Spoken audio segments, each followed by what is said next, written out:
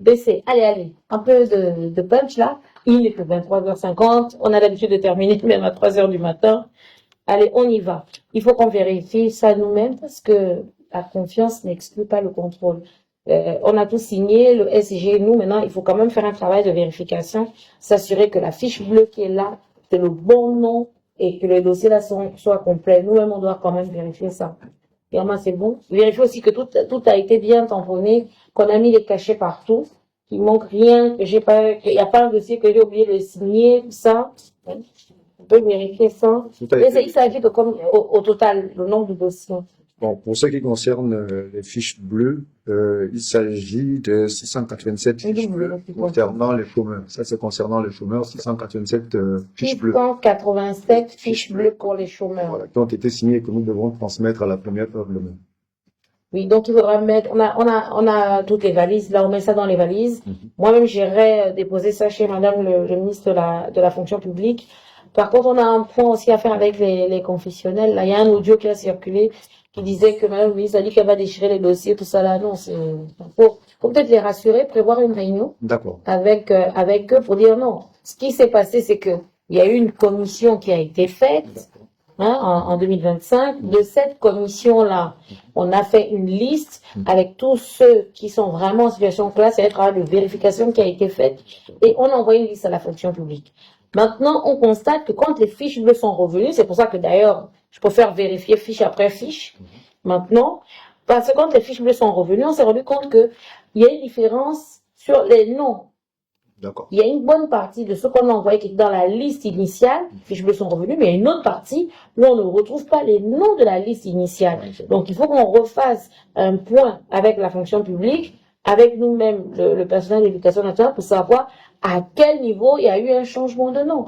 Et donc ces noms-là qui apparaissent, c'est normal qu'on fasse un travail de vérification. On ne signe pas la fiche bleue pour signer la fiche bleue. Il ne faut pas créer un cas d'injustice dans un autre problème. Donc c'est pas possible. Donc il y a ça là. Et puis bon, le protocole d'accord avec tous les trois ministres on a signé. D'accord. Et fonction publique, budget, éducation nationale. Et comme c'est le Sénat et le Syntec Pro et SOS Éducation qui avaient déposé des préavis de grève, eux aussi ils ont signé. Donc j'ai envoyé les copies à mes collègues et à monsieur le vice-président du gouvernement.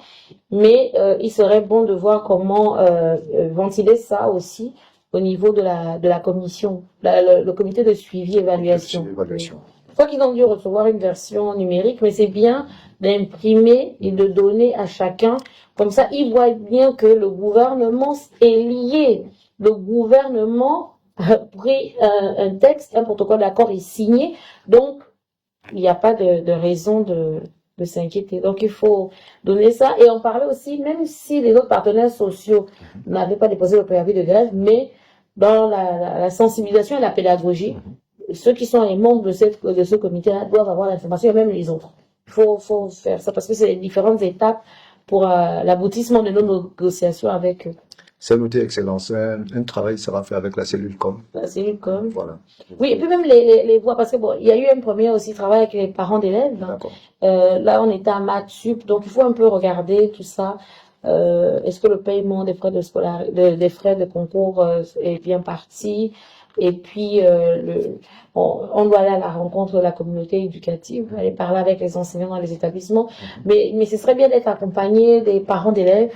D'accord. Également, et puis les partenaires sociaux aussi, les représentants des collectifs, puisque maintenant dans chaque établissement, les collectifs qui se sont créés, on va aller à leur rencontre, échanger avec eux, remercier ceux qui ont fait des déclarations en disant ils reprennent les cours, mais il faut aussi aller voir là où il y a des poches de résistance, aller expliquer. Enfin, il faut qu'on continue à dialoguer. Vous savez que le dialogue social est très important, maintenir la calmie, c'est très important. Il y a une très haute instruction du président de la République qui lui-même n'hésite pas à rencontrer les uns et les autres. Hein. Et à ce sujet, Excellence, je souhaiterais vous rappeler que demain, vous avez une rencontre avec